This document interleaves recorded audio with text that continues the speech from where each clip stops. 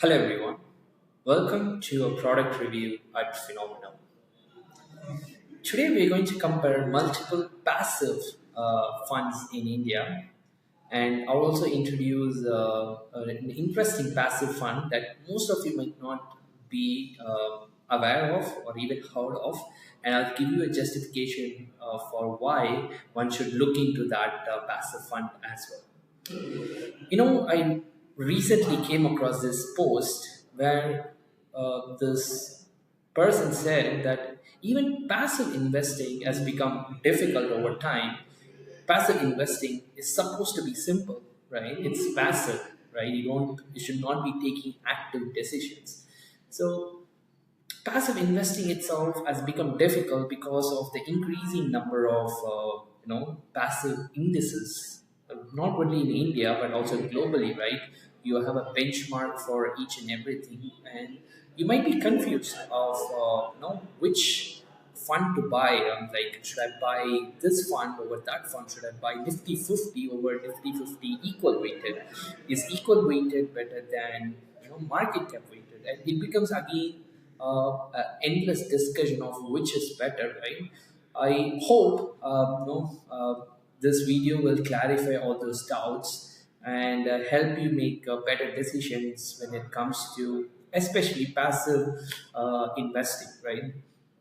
So I have taken a few major passive funds in India, starting out with Nifty 50, which is like the benchmark for India as a whole, right? Like when you're talking about stock market is down, you are mainly referring to Nifty 50.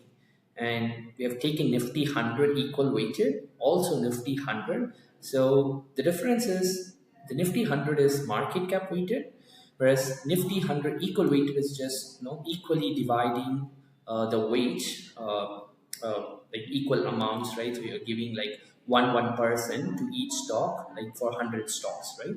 Whereas Nifty 100 is depends on the market cap. So if the Reliance is the largest stock, that gets the highest weightage in terms of market cap. And you also have Nifty 500, which has 500 stocks in it, and also Nifty 50 equal weight. So we have seen Nifty 50, which is basically the market cap weighted, and here is the equal weighted, right? So we're giving 2% to the top 50 stocks in India.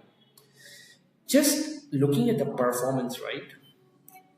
In the last, I think we are starting it from 2019. So in the last 5 years, 5 to 6 years, Nifty 50 equal weighted has done extremely well, right? Sorry, not extremely well. It has done well. So there's still like differences, like close competitors like Nifty 100 equal weighted. Interesting thing is both the equal weighted is at the top, right? Nifty 50 equal weighted and Nifty 100 equal weighted. Then the third best is the Nifty 500, and then comes the market cap weighted, right? The Nifty 50 and the Nifty 100. These are like close to each other compared to the rest of the three. So from just pure performance, the equal weighted seems to have an upper edge, right? But one should just not go by something just for the performance, right? You need to understand why. Why Nifty 50 equal weighted might be a better approach. So performance can be one factor out of, like, let's say 5 factors, like five if you're deciding on a fund, right?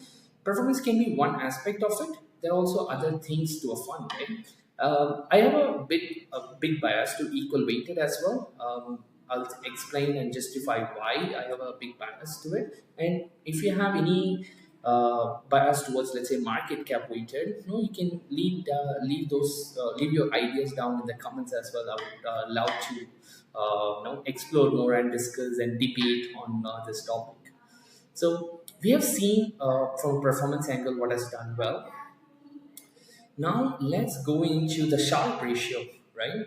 I think, like, performance wise, you also get the Nifty 50 equal weighted with not the lowest volatility compared to others. It's in the medium, right? It's not the highest wall as well, right? Again, the low wall comes from equally weighting, right? And you might ask why.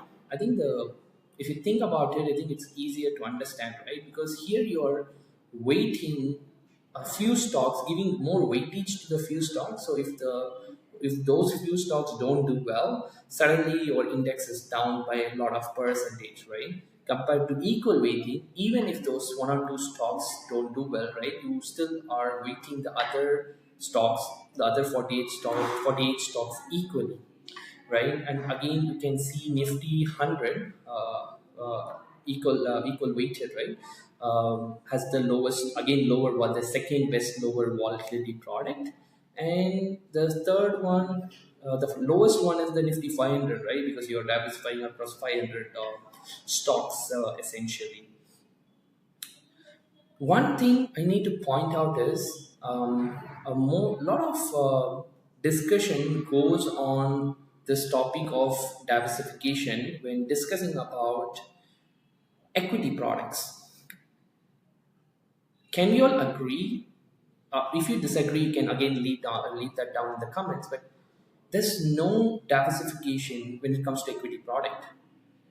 As long as it has equities in it, it has equities exposure. You might say, oh, okay, if you are buying, let's say, a low vol product, it might have a low volatility. And compared to a pure play, let's say, market cap Nifty 50, it might protect you, like let's say the drawdown of the Nifty 50 is 40%. The low volatility product might have 30% or 35%. But drawdown is drawdown. When markets are down, your equity product is also going to go down. It's not going to protect you. So when discussing in terms of protection, it's like the magnitude, right? So for example, when you take bonds or currencies or commodities, these are diversifiers, right? These doesn't have, let's say, a gold ETF doesn't have have any correlation. The correlation is near zero when you're comparing it to a market, like a stock market, like a Nifty 50 product, right? So that's what we are seeing here. Although you can say, oh, Nifty 50 has equal weightage towards all the stocks, from a drawdown, from a risk perspective, it's all the same, right? When during COVID, all the products went down. Doesn't matter whether it has 500 stocks in it. Doesn't matter whether it has equal weighted in it. When a crisis is happening, all your equity product, how much ever diversified it is, it's all equities, and all equities are going to go down, right? And even from a drawdown in terms of like from a rolling drawdown perspective, that's what you see here again, right? Now going into the fundamentals, I think these are pretty clear, right? Where you have no equities exposure, all of them are Nifty 50, Nifty products, right? One thing I have to highlight is the sector exposures, and this becomes a bit interesting. So when you see just Nifty 50, right, you have let's say financials as the highest weightage, that is in terms of sector, it is 35%, right, which is a lot. We're just allocating it to just one sector, right? If you go to, let's say, the US market, right, S&P 500 has 20-30% into tech sector, right? Tech is the largest sector there. So naturally, when you are picking a market cap weighted index, you will have these sector bias as well, like we see in this video. So this is where the equal weightage becomes a bit interesting, right? So if you just look at the Sundaram Nifty 100 as well as the DSP Nifty 50 equal weighted, right? We can see that these things have lower weightage to financials compared to the other Nifty products, right? And we can see financials are low weighted, and the others are like almost like close to Nifty 50, the market cap weighted as well. And even in other sectors like information technology, you're compared to Nifty 50 or Nifty pure Nifty 100, you have low weightage, that is low sector exposures. Even with Nifty 50, equal weightage, right? Sometimes, again, you're equally weighting, right? You don't know what sector it's going to come. Unfortunately, with Nifty 50 equal weight, that you also have high exposure, like on average compared to other Nifty products, you have high exposure to the consumer discretionary sector, right? But still, it's only like 4 to 5% higher, right? You are still leveraging, like in terms of like balancing out the bets between different sectors, and in most sectors you have lower allocation, which is what is expected when you are equally allocating into the fund itself, right? Now coming to the factor exposures, again nothing now interesting here. All of these are like exposed to Nifty 50 in one way or the other, so that's why you are seeing a bit of one. Finally, going into the statistics, before we go into correlations and the look-through analysis, that is what's in each of these products, right? The holdings itself. You can see, I think, in terms of fees, I think Nifty 50, the market cap product, has the lowest fees. Even the Nifty 50 equal weighted, it's 0.4%. Bit on the higher side for a passive index fund, but still it's giving you it's like you're balancing out the bets, and you're not equal, you're not weighting one stock or one sector too much, right? And no, the higher scale you have Nifty 100 equal weighted and Nifty 50, Nifty 100 itself, right? So both Nifty 100 and Nifty 100 equal weighted are on the expensive side. As we saw in the performance chart, Nifty 50 equal weighted has the highest CAGR, like annual returns. And in terms of vol, again, like it's slightly on the lower side, right? But still, all Nifty products are around like 18% or 17%. And again, Nifty 50 equal weighted has the highest Sharpe ratio, because again you have highest CAGR and a low vol, right? Finally, again coming back to the diversification aspect of it, right? When we talked about during the drawdown analysis, there's no diversification among these things, right? If you look at the correlation among these products, all of them are red here. All of them are above zero point 0.9. So there's no diversification here. Again, all of them are clustered towards correlations to stocks. All of them are clustered towards one. So when we talk about stocks or equities in general, I think the word diversification should be avoided as much as possible, if you ask me. And coming to the valuation and other metrics as well, right? So if you look at Nifty 100, obviously it has 100 stocks when you're comparing it to Nifty 50. The lower, like the market cap, when you compare it to Nifty 50, the median market cap itself comes a bit below, right? So that's why from valuation Nifty 500 as well as Nifty 100, it's on the lower side. Since we are just plotting the medians here, so that's why Nifty 50 equal weighted, it's like at the same place as Nifty 50 market cap weighted. But when you just look at the weightage, when you take weightage into consideration, the Nifty 50 equal weighted obviously will have a lower valuation compared to Nifty 50 market cap weighted, right? Because you're equally weighting all the stocks, and also you don't have the valuation bias, right? Let's say Nifty 50 valuation, obviously it's currently on the higher side. The Nifty 50 equal weighted will not be as high as Nifty 50 market cap weighted, because you're weighting again only a few stocks. I mean, keep on telling the weightage, right? We are talking about basically the weight of different stocks, and that's what makes each of these passive products different. Now, let's actually go into what's in each of these funds, right? So we are just looking at the top 10 stocks here.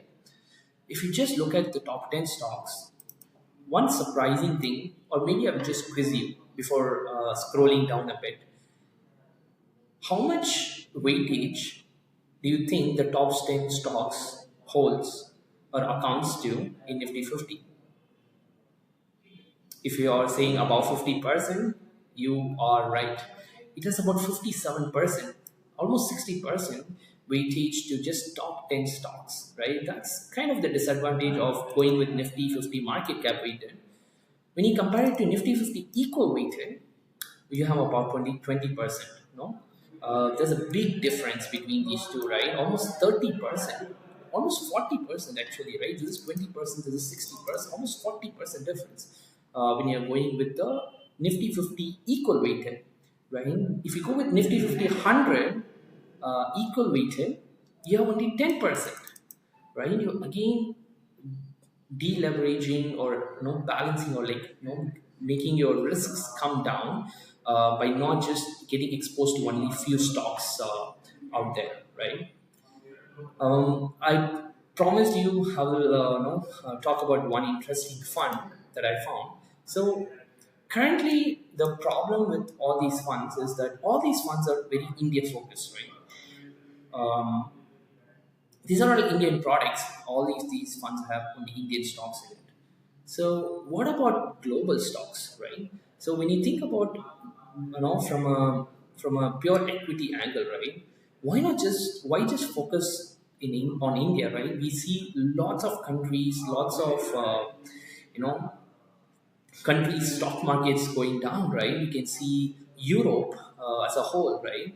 The FTSE 100, like the UK stock market, has not been doing well, right? The CAGR of FTSE 100, it's around 2-3%. Even if you take Japanese market, which is probably the number one, was the number one, right, in 1970s, 1980s, and all.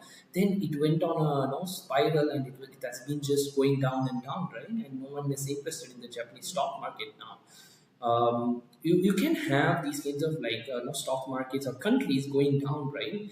There's no guarantee that Indian stock market is going to just give you 15% CAGR, 20% CAGR year on year going forward, right? What happened to Japanese market can also happen. Hopefully it doesn't, but can also happen. There's a chance, right? Whenever there's a chance, you need to think about diversification. Again, I know I told you not to talk about diversification, but you need to think about how you deleverage your risk, right? What if Indian market mimics Japanese market or FTSE 100, the UK market, right? Can we stand with 2% CAGR? Not really. The inflation in India is around 6-7%, right? So this is where the world index comes into picture. So Nifty 50, it's just top 50 stocks. A world index, it's all the stocks in the world across geographies. It's market cap weighted, but currently in India, there's no product with equal cap weighted for world index, right?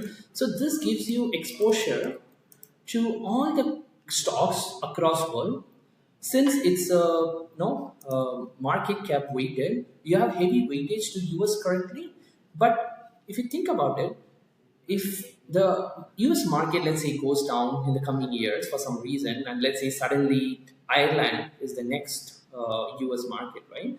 This fund will automatically readjust the weight. So you, as an investor, don't have to look into what stocks to buy or which index to buy, right? This just deleverages everything, makes your life more simpler, right? So if you look at just like HDFC developed market exposure, right?